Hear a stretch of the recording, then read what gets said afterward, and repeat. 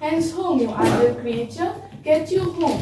Is this a holiday? What do you not? Being mechanical, you ought not work upon a labouring day without the sign of your profession. Speak, what trade art thou? Why, sir, a carpenter. Where is thy leather apron and thy rule? What dost thou with thy best apparel on? You, sir, what trade are you? Truly, sir, in respect of a fine workman, I am but, as you would say, a cobbler. But what trade art thou? Answer me directly. A trade, sir, that I hope I may use with a safe conscience, which is indeed, sir, a mender of bad souls. What trade, thou knave? Thou naughty knave, what trade? Nay, I beseech you, sir, be not out with me. Yet if you be out, sir, I can mend you. What meanest thou by that? Mend me, thou saucy fellow? I, sir, cobble you. But wherefore are not in thy shop today? Why dost thou lead this man about the streets? Thou art a cobbler, art thou? Truly, sir, that all that I live by is with all. I meddle with no tradesman's matter, nor woman's matters. Withal, I am indeed, sir, a surgeon to old shoes. When they are in great danger, I recover them. As proper men as ever trod upon neat's leather have gone upon my handiwork. But wherefore thou art not in thy shop today? Why dost thou lead this man about the streets? Truly, sir, to wear out their shoes, to get myself into more work. But indeed, sir, we make holiday to see Caesar and to rejoice his triumph. Wherefore rejoice? What conquest brings he home? What tributaries follow him to Rome? To graze in captive bonds, chariot wheels. O you blocks, you stones, you worse than senseless things. O you hard hearts, you cruel men of Rome. Knew you not Pompey? Many a times and often have you climbed up to walls and battlements, to towers and windows, yea to chimney tops. You infant in your arms, and there have sat the livelong day with patient expectation to see great Pompey pass the streets of Rome. And when you saw his chariot but appear, have you not made a universal shout that the trembled underneath her banks to hear the replication of your sound made in her concave shores?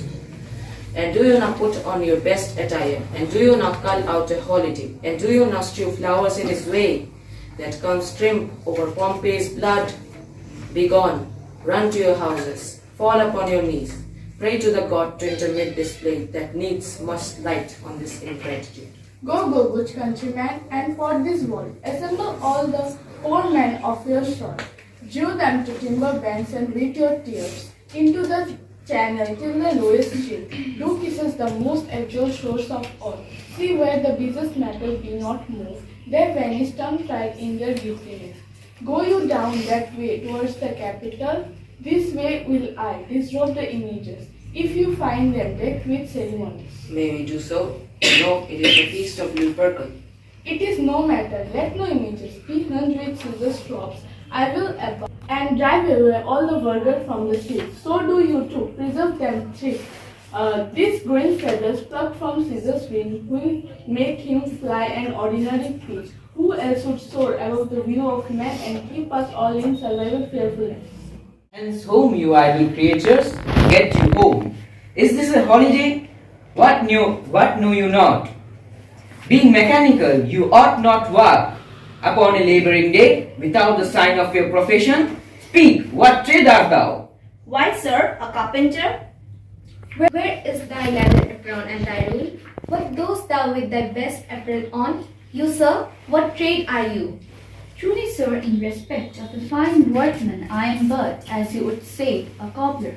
But what trade art thou? Answer me directly. A trade, sir, that I hope I may use with safe conscience, which is indeed, sir, a mender of bad souls. What trade, thou knave, thou naughty knave, what trade? Nay, I beseech you, sir, be not out with me. If you be out, sir, I can mend you. What meanest thou by that? Mend me, thou saucy fellow? Why, sir, cobble you? Thou art cobbler, art thou? Truly, sir, all that I live by is with the all. I meddle with no tradesman's matter, nor woman's matter, but withal I am indeed, sir, a surgeon to old shoes. When they are in great danger, I recover them. As proper men as ever trod upon needs ladder have gone upon my handiwork. But wherefore not in thy shop today? Why dost thou lead these men about the streets? Truly, sir, to wear out their shoes, to get myself into more work. But indeed, sir, we make holiday to see Caesar and to rejoice in his strength. Wherefore rejoice? What conquest brings he home? What tributaries follow him to Rome? To grace in captive forms his chariot wheels? You blocks, you stones, you worse than senseless things. O you hard hearts, you cruel men of Rome!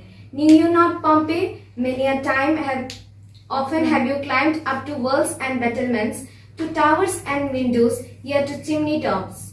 Your infants in your arms, and there have sat the livelong day with patient expectation to see great Pompey pass the streets of Rome. And when you saw his chariot but appear, have you not made an universal shout that trembled underneath her bands, to hear the replication of your sounds made in her concave shores? And do you now put on your best attire, and do you now call out a holiday, and do you now strew flowers in his wake that comes in triumph over Pompey's blood? Be gone, run to your houses, fall upon your knees, pray to the gods to intermit the plague that needs must light on this ingratitude. Go, good countrymen, and for this fall assemble all poor men of your sort. Draw them to Tiber banks, and weep your tears into the channel till the lowest stream. Do kiss the most exalted shores of all. See, where their basest metal be not moved, they vanish tongue-tied in their guiltiness. That way towards the Capitol, this way will I. Disrobe the images if you find them decked with ceremonies. May we do so? You know it is the feast of Lupercal. It is no matter that no images be hung with Caesar's trophies. I will about and drive the vulgar from the streets. So do you too, where you perceive them thick. These growing feathers plucked from Caesar's wing will make him fly an ordinary pitch. Who else would soar above the view of men and keep us all in servile fearfulness?